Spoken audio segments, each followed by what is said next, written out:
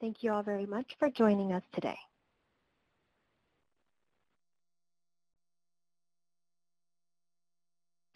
A little bit about Creoptix in case you guys aren't yet very familiar with us. We are a company that's based out of Waedenswil, Switzerland, and our focus is purely on innovation in kinetics analysis and have developed our own label-free optical biosensors based on GCI technology. I'll touch more on that today, and the instrumentation also has very robust microfluidics as well as flexibility available in the software. When we're talking about the WAVE, we really want to have a system that allows measurements of kinetics in ways that haven't really been possible before in terms of things like sensitivity, time resolution, the ability to handle various samples, as well as offer flexible data evaluation to the scientists utilizing instrumentation to provide an overall package that has both high performance as well as flexibility for the end user. This is because when we kind of think about different trade-offs that we've had in terms of measuring biophysical measurements, there's historically been a couple of trade-offs you make.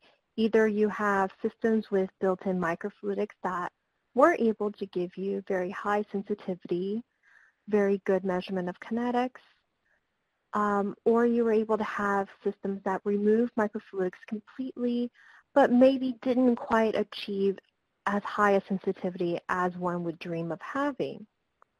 Our goal of the Creoptix WAVE instrumentation is to be able to have a system that handles things very well in terms of having robust microfluidics. We've removed them to the cartridge, but still also achieve high sensitivity in kinetics measurements. The goal is really for real-time label-free detection of interactions, even in crude samples at a high sensitivity level, opening up different venues of research for the scientists interested in very sort of perhaps weak interactions, or perhaps in very crude samples. When we're sort of thinking about biophysics, there's always a bit of a discussion about affinity and kinetics and what's really important. And arguably, there is a position for kinetics being very important in the drug development processes.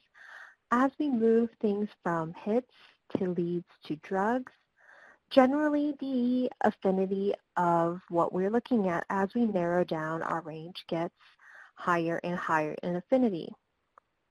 But there is, because the affinity is a ratio of off rate and on rate, there's an argument that kinetics can also be very useful information and important to have even early in a process. If we look at the right-hand side, what I'm showing here is modeled 3 different interactions with the same exact affinities, but very different kinetics. As we can see, the purple, the green, and teal lines, even though the overall affinity is the same, some of them have very fast on rates, some of them have incredibly slow off rates, but all of these would have the same exact affinity. And in this case, it's kinetics that would tell us differently about which we may be more interested in.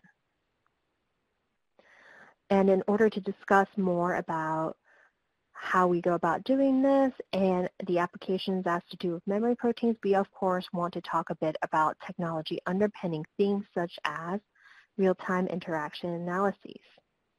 When we think about real-time interaction analyses that's in a sensor-based format, we've classically got this baseline that's established with the sensor, and in this case we have an antibody immobilized.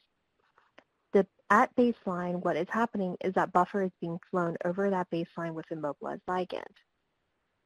As we start association, we start flowing analyte over it, and that increase in the surface mass at the sensor surface gives our association.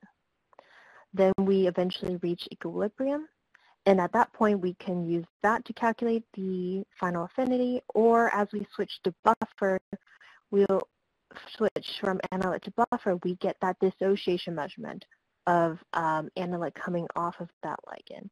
and we can also do it via there. So there's sort of two major things in play here. One is the fluidics, our ability to switch between buffer and analyte, and the other has to do with the sensor technology. Both of these components are quite important in order to have high quality data that is reliable and helps the researcher in answering their questions. And in order to improve on this, one of the things that the Creoptix WAVE does is utilize modified waveguides. So it's really helpful for us to talk a little bit here about another sensor-based technology, SPR, and how that compares versus waveguides, and then what we've done to improve the usage on a practical level. When we think about waveguides, when we think about SPR, and that's going to be on the left-hand side of this particular slide, we're thinking about looking at the interaction between, in this case, an antibody and antigen, and with the light hitting the back of that sensor, we're looking at a very localized position. We're looking at a single, basically, spot on that field, on that sensor. This is going to potentially be a small signal because we are looking at a single point.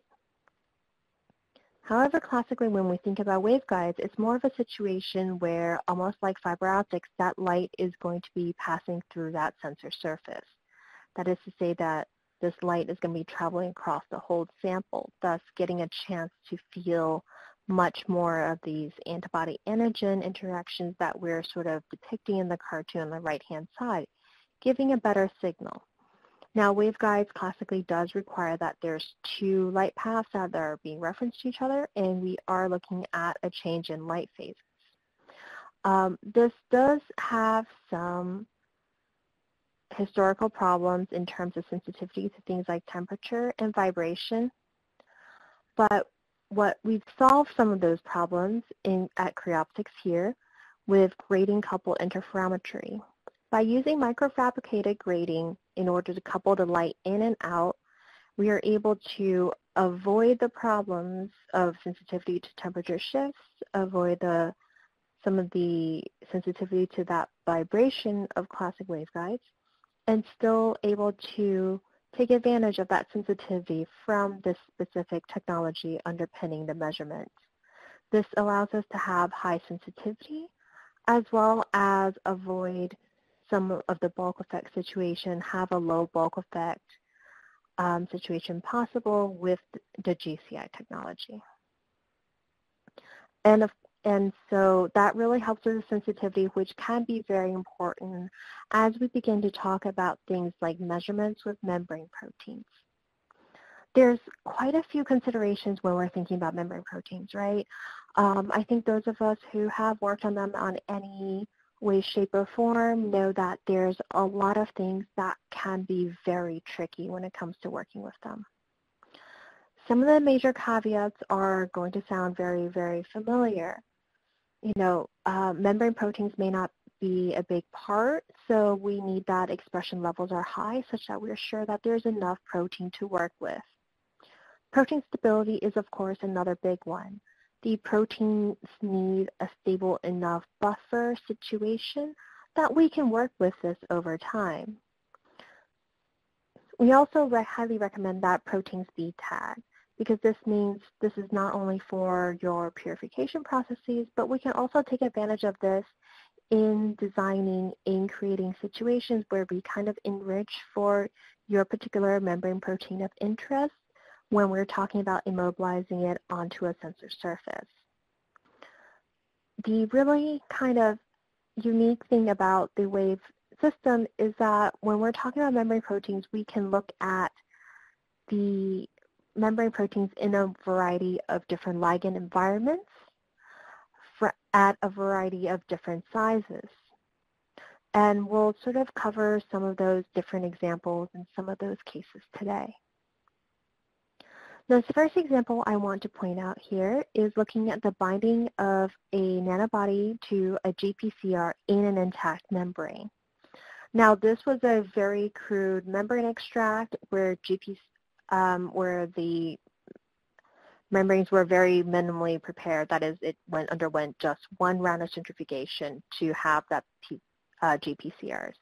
And in this case, the GPCRs were N-terminal AVI tags, so we were able to do a crude membrane capture of said membrane extracts and said GPCRs in the crude membrane extract situation on a stripped abadan chip. So that's what we're seeing on the left-hand side. We're looking at the crude membrane capture. And of course, in order to do this particular experiment, there also needs to be an appropriate negative control membrane without the GPCR of interest. So that's what we're seeing on the left-hand side. We're looking at that particular immobilization via biotin stripped abadan. So then on the right-hand side, what we're looking at are the kinetics with nanobodies, which is a single domain antibody.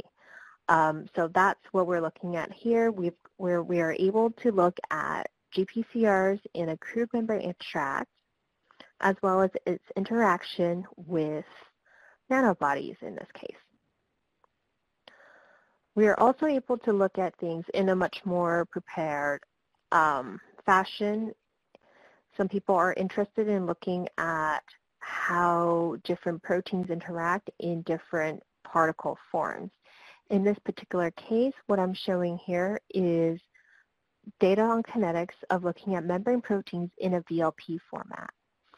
So here what was done was, the interest here was to look at CXCR4 in the context of a VLP.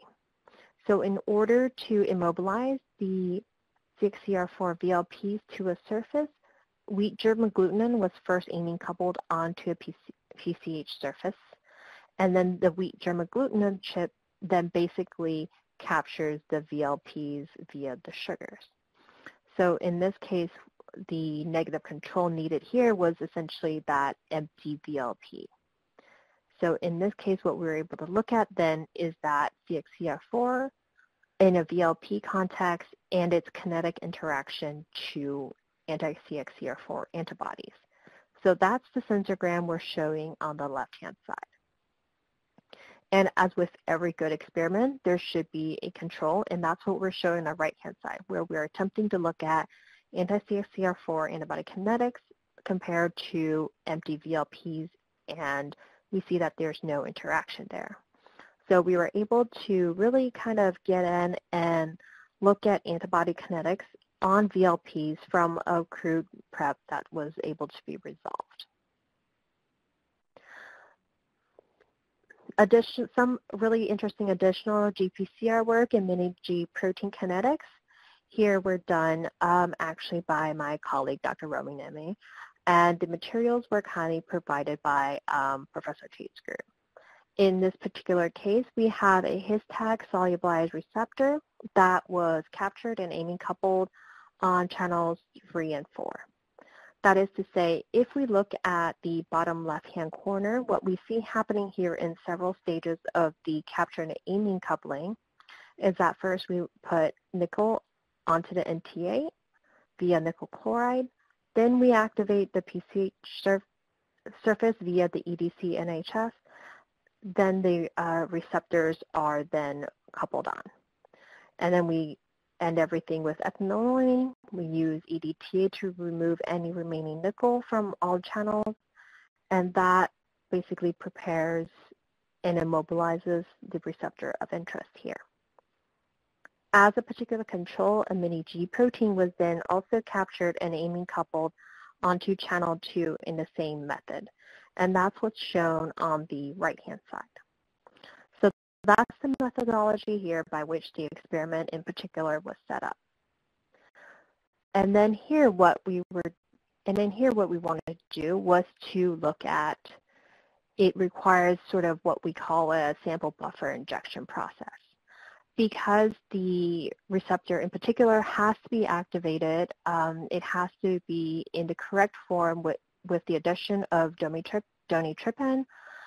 We have effectively a sample buffer with said small molecule in it.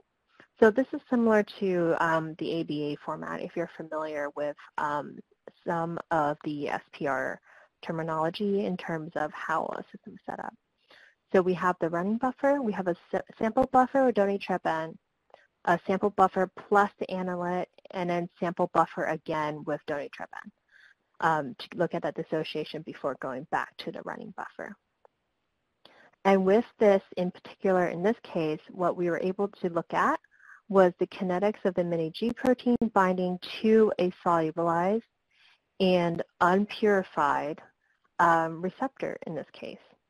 And this was very nice data, as we can see on the bottom left-hand side, where the fit and data come together reasonably well.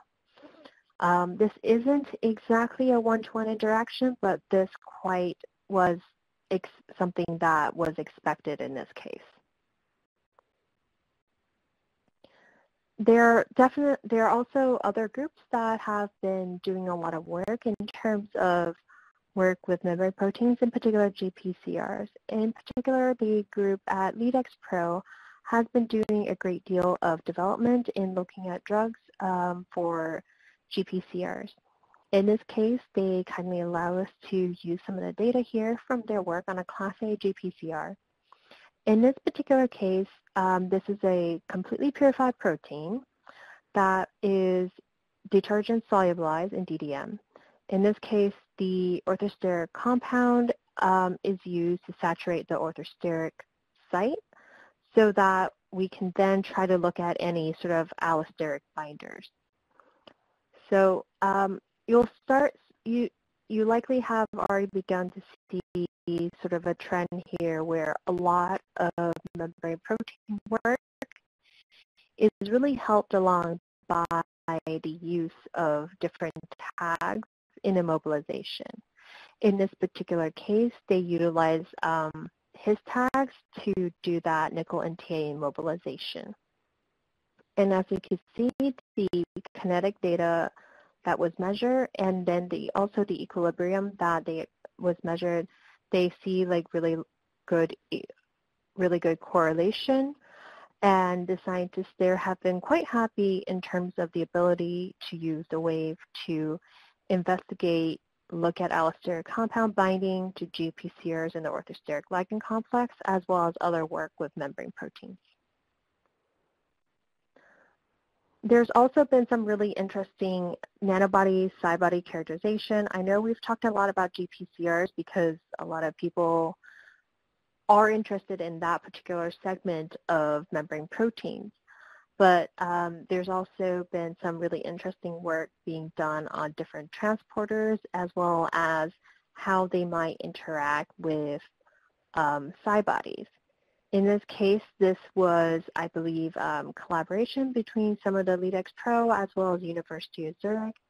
And what they were able to look at in this case was they have a strip plasmid chip, and they're looking at a transporter that's got a biotin, so that's how they're immobilizing their membrane protein transporter, and looking at nanobodies that are in a very wide range of different kinetic ranges from the library at University of Zurich. So they were able to measure and look at kinetics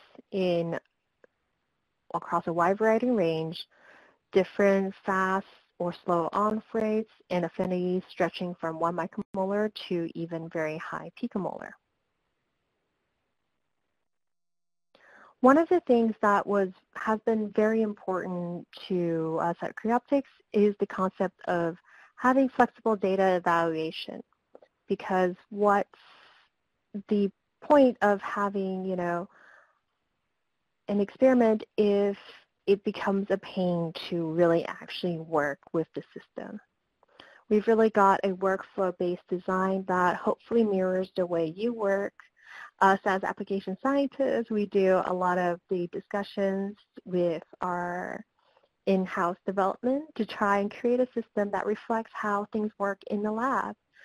And the system is set up such that you design, set up your experiment, adjust the data, evaluate it, as well as generate a report, all within the same software, with the goal that any report that's generated is really easily created in just a few clicks and lets you take it to PDF or Word formats for say, your notebooks or any discussions that you need to have with your colleagues. So in summary, I hope I've presented some of the information that you might need in order to think about the Creoptix WAVE system if you are interested in looking at membrane proteins. When we're talking about the system, all the components involved are shown here. On the left-hand side in black, we have the WAVE core, which contains the proprietary sensors that we're talking about. It's also where any buffer reservoirs would go.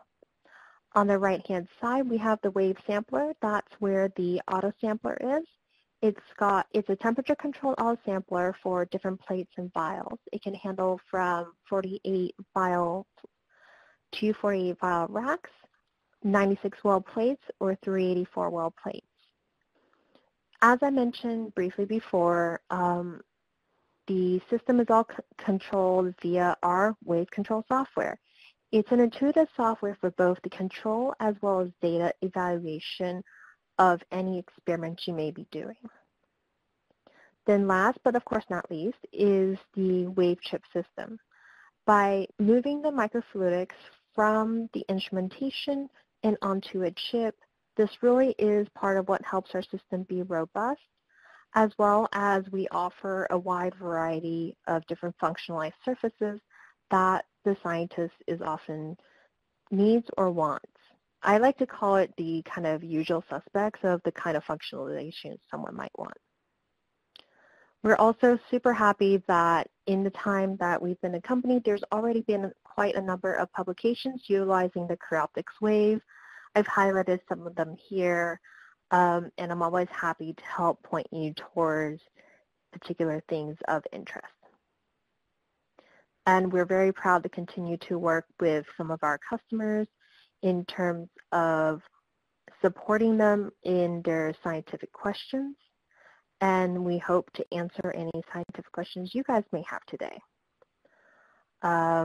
So in summary, the WAVE Delta, we hope we've presented a case here for a system that has high sensitivity, but also with robust microfluidics that remove a lot of the little problems that you might have run into before or have had to deal with before with other systems.